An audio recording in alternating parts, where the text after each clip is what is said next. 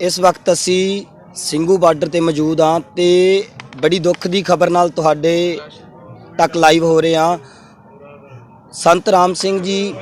ਉਹਨਾਂ ਨੇ ਇੱਥੇ ਖੁਦਕੁਸ਼ੀ ਕੀਤੀ ਹੈ ਤੇ ਪਿੰਡਾਂ ਦੇ ਵਿੱਚ ਇੱਕ ਗੱਲ ਜਾ ਰਹੀ ਹੈ ਕਿ ਇੱਥੇ ਜਿਹੜੀ ਗੋਲੀ ਚੱਲੀ ਹੈ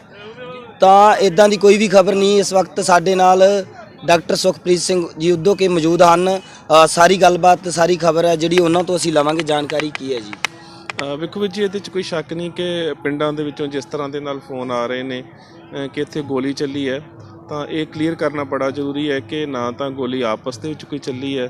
ਤੇ ਨਾ ਸਟੇਟ ਦੇ ਵੱਲੋਂ ਕਿਸੇ ਤਰ੍ਹਾਂ ਦੀ ਕੋਈ ਫਾਇਰਿੰਗ ਕੀਤੀ ਗਈ ਹੈ ਜਾਂ ਕੋਈ ਗੋਲੀ ਚਲਾਈ ਗਈ ਹੈ।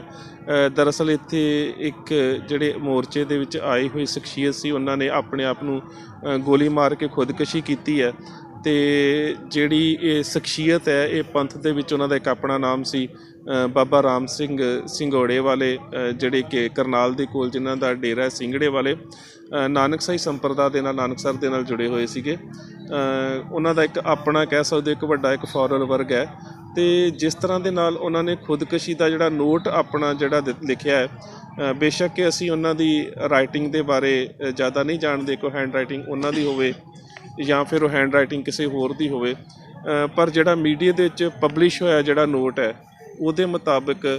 ਉਹਨਾਂ ਨੇ ਲਿਖਿਆ ਹੈ ਕਿ ਇਸ ਸੰਘਰਸ਼ ਦੇ ਵਿੱਚ ਜਿਹੜੇ ਕਿਸਾਨਾਂ ਦੇ ਦੁੱਖ ਸੀਗੇ ਉਹ ਬਰਦਾਸ਼ਤ ਕਰਨ ਤੋਂ ਬਾਹਰ ਨੇ, ਉਹਨਾਂ ਦੀਆਂ ਮੰਗਾਂ ਜਾਇਜ਼ ਨੇ ਤੇ ਜਿਸ ਤਰ੍ਹਾਂ ਦੇ ਨਾਲ ਜਿਹੜੇ ਵੱਖ-ਵੱਖ ਲੋਕ ਨੇ ਉਹ ਆਪੋ ਆਪਣੇ ਸਨਮਾਨ ਵਾਪਸ ਕਰਕੇ ਜਾਂ ਕਿਸੇ ਨਾ ਕਿਸੇ ਰੂਪ ਦੇ ਵਿੱਚ ਸਰਕਾਰ ਦੇ ਖਿਲਾਫ ਜਿਹੜੇ ਨੇ ਉਹ ਆਪਣੇ ਦਰਦ ਦਾ ਇਜ਼ਹਾਰ ਕਰ ਰਹੇ ਨੇ ਤੇ ਮੈਂ ਇਸ ਮੌਕੇ ਦੇ ਉੱਪਰ ਕਿਸਾਨਾਂ ਦੇ ਜਿਹੜੇ ਦੁੱਖ ਨੇ ਉਹਨਾਂ ਨੂੰ ਨਾ ਬਰਦਾਸ਼ਤ ਕਰਦਾ ਹੋਇਆ ਜਾਂ ਫਿਰ ਕਹਿ ਸਕਦੇ ਹਾਂ ਕਿ ਉਹਨਾਂ ਮੰਗਾਂ ਦੇ ਸਮਰਥਨ ਦੇ ਵਿੱਚ ਖੁਦਕੁਸ਼ੀ ਕਰਦਾ ਹੈ। ਸੋ ਇਹ ਜਿਹੜਾ ਖੁਦਕੁਸ਼ੀ ਨੋਟ ਹੈ ਬੇਸ਼ੱਕ ਕਿ ਅਸੀਂ ਜਦੋਂ ਸਿੱਖ ਪਰੰਪਰਾਵਾਂ ਦੀ ਗੱਲ ਕਰਦੇ ਹਾਂ ਤਾਂ ਜਿਹੜੀ ਖੁਦਕੁਸ਼ੀ ਹੈ ਗੁਰਮਤਿ ਵਿਚਾਰਧਾਰਾ ਦਾ ਕਿਸੇ ਵੀ ਰੂਪ 'ਚ ਹਿੱਸਾ ਨਹੀਂ ਹੈਗੀ ਔਰ ਖ਼ਾਸ ਕਰਕੇ ਹੁਣ ਜਿਹੜੇ ਦਿਹਾੜੇ ਚੱਲ ਰਹੇ ਨੇ ਉਹ ਸਿੱਖਾਂ ਦੇ ਵਿੱਚ ਇਸ ਨੂੰ ਸ਼ਹੀਦੀ ਦਿਹਾੜਿਆਂ ਦੇ ਨਾਮ ਦੇ ਨਾਲ ਜਾਣਿਆ ਜਾਂਦਾ ਹੈ। ਪਰ ਅਸੀਂ ਇਸ ਗੱਲ ਤੋਂ ਵੀ ਇਨਕਾਰੀ ਨਹੀਂ ਹੋ ਸਕਦੇ ਕਿ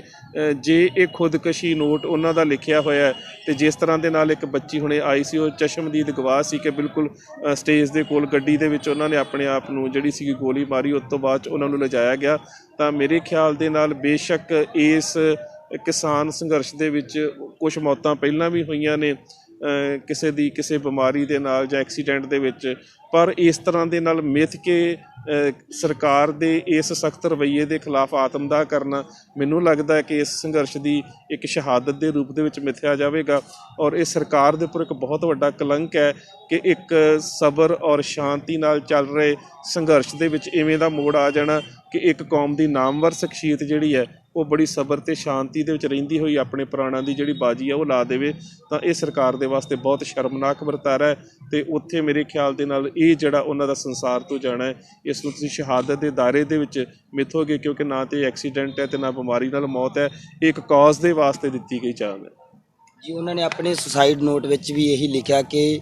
ਨਾ ਜ਼ੁਲਮ ਕਰਨਾ ਵੀ ਪਾਪ ਹੈ ਅਤੇ ਜ਼ੁਲਮ ਸਹਿਣਾ ਵੀ ਜਿਹੜਾ ਪਾਪ ਹੈ। ਇਸ ਦੁੱਖ ਕਿਤੇ ਨਾ ਕਿਤੇ ਬਹੁਤ ਵੱਡਾ ਦੁੱਖ ਹੋਣਾ ਅੰਦਰੋਂ ਜਿਹੜੀ ਇਸ ਚੀਜ਼ ਨੂੰ ਬਰਦਾਸ਼ਤ ਨਹੀਂ ਕਰ ਸਕੀ। ਵੇਖੋ ਵੈਸੇ ਤਾਂ ਜੇ ਮੈਂ ਪੰਥਕ ਪਰੰਪਰਾਵਾਂ ਦੇ ਨਜ਼ਰੀਏ ਤੋਂ ਗੱਲ ਕਰਾਂ ਤਾਂ ਜਿੰਨੀ ਸਪਸ਼ਟਤਾ ਦੇ ਨਾਲ ਉਹਨਾਂ ਨੇ ਇਸ ਗੱਲ ਨੂੰ ਲਿਖਿਆ ਹੈ ਕਿ ਜ਼ੁਲਮ ਕਰਨਾ ਪਾਪ ਹੈ ਜ਼ੁਲਮ ਸਹਿਣਾ ਪਾਪ ਹੈ ਤਾਂ ਮੇਰੇ ਖਿਆਲ ਦੇ ਨਾਲ ਇਵੇਂ ਦੀ ਜਿਹੜੀ ਕਹਿ ਸਕਦੇ ਹੋ ਕਿ ਸਪਸ਼ਟ ਔਰ ਦ੍ਰਿੜ ਮਾਨਸਿਕਤਾ ਵਾਲੀ ਸ਼ਖਸੀਅਤ ਹੈ ਇਹਨਾਂ ਨੂੰ ਤਾਂ ਸਗੋਂ ਸੰਘਰਸ਼ ਦੀ ਅਗਵਾਈ ਨੂੰ ਇਸ ਰੂਪ 'ਚ ਉਗਰ ਰੂਪ 'ਚ ਕਰਨਾ ਚਾਹੀਦਾ ਸੀਗਾ ਕਿ ਸੰਘਰਸ਼ ਦੇ ਦੌਰਾਨ ਜੇਕਰ ਜਾਨ ਜਾਂਦੀ ਤਾਂ ਇਸ ਸ਼ਹਾਦਤ ਦਾ ਇੱਕ ਮੁਕਾਮ ਅਤੇ ਇੱਕ ਰੂਪ ਵੱਖਰਾ ਹੁੰਦਾ ਪਰ ਇਹ ਵੀ ਖੈਰ ਇੱਕ ਬਹੁਤ ਵੱਡੀ ਮੈਂ ਸੋਚਦਾ ਹਾਂ ਕਿ ਆਪਣੇ ਆਪ ਦੇ ਵਿੱਚ ਇੱਕ ਬਹੁਤ ਵੱਡਾ ਸਮਰਪਣ ਹੈ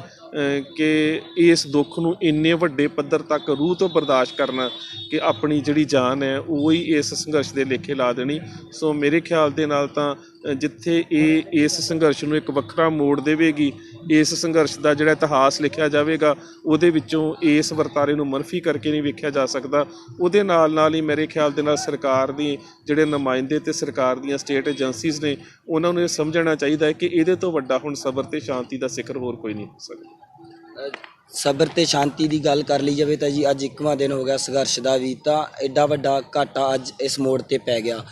ਤਾਂ ਲੱਗਦਾ ਕਿ ਜਿਹੜਾ ਸੰਘਰਸ਼ ਨੂੰ ਤਿੱਖਾ ਕਰਨਾ ਚਾਹੀਦਾ ਜਾਂ ਸੰਘਰਸ਼ ਦੇ ਪੜਾਅ ਹੋਰ ਹੋਣੇ ਚਾਹੀਦੇ ਨੇ।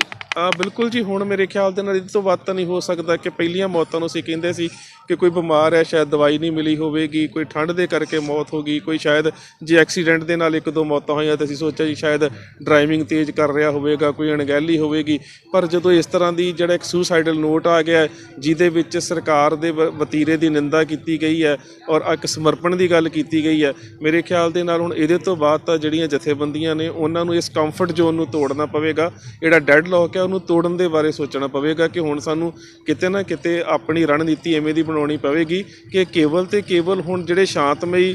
ਸੰਘਰਸ਼ ਕਰ ਰਹੇ ਨੇ ਉਹਨਾਂ ਨੇ ਸਾਰੇ ਦੁੱਖ ਝੱਲਣੇ ਨੇ, ਜਾਂ ਸਟੇਟ ਨੂੰ ਵੀ ਹੁਣ ਕੋਈ ਜਿਹੜਾ ਕਿਸੇ ਨਾ ਕਿਸੇ ਰੂਪ ਦੇ ਵਿੱਚ ਮੰਗਾਂ ਮੰਨਣ ਦੇ ਵਾਸਤੇ ਅਸੀਂ ਮਜਬੂਰ ਕਰਨਾ ਹੈ। ਜੀ ਬਹੁਤ ਧੰਨਵਾਦ ਜੀ। ਤਾਂ ਡਾਕਟਰ ਸੁਖਪ੍ਰੀਤ ਉਦੋਕੀ ਜੀ ਗੱਲਬਾਤ ਕਰ ਰਹੇ ਸਨ। ਤਾਂ ਇਹ ਦੱਸ ਦਈਏ ਕਿ ਸਿੰਘੂ ਬਾਰਡਰ ਦੇ ਉੱਪਰ ਹੀ ਅਸੀਂ ਬੈਠੇ ਹਾਂ, ਬਹੁਤ ਸਾਰੇ ਲੋਕ ਸੜਕ ਤੇ ਨੇ, ਕਿਸੇ ਨੂੰ ਇਸ ਖਬਰ ਦੀ ਜਾਣਕਾਰੀ ਨਹੀਂ 90% ਦੀ ਲੋਕਾਂ ਨੂੰ, ਕਿਉਂਕਿ ਨੈਟਵਰਕ ਦੀ ਬਹੁਤ ਦਿੱਕਤ ਹੈ ਇੱਥੇ। ਪਿੰਡਾਂ ਦੇ ਵਿੱਚ ਟੀਵੀ ਤੇ ਖਬਰਾਂ ਚੱਲ ਰਹੀਆਂ ਨੇ, ਇਦਾਂ ਦੀ ਕੋਈ ਵੀ ਗੱਲਬਾਤ ਨਹੀਂ। ਸੰਤ ਜੀ ਨੇ ਜਿਹੜਾ ਆਪਣਾ ਸੁਸਾਈਡ ਜ਼ਰੂਰ ਕੀਤਾ, ਪਰ ਗੋਲੀ ਚੱਲਣ ਵਾਲਾ ਇਦਾਂ ਦੀ ਅਫਵਾਹਾਂ ਤੋਂ ਬਚਣਾ ਚਾਹੀਦਾ। ਫਿਲਹਾਲ ਦੇ ਲਈ ਅਸੀਂ ਤੁਹਾਡੇ ਤੋਂ ਆਗਿਆ ਚਾਹਾਂਗੇ ਜੀ। ਧੰਨਵਾਦ।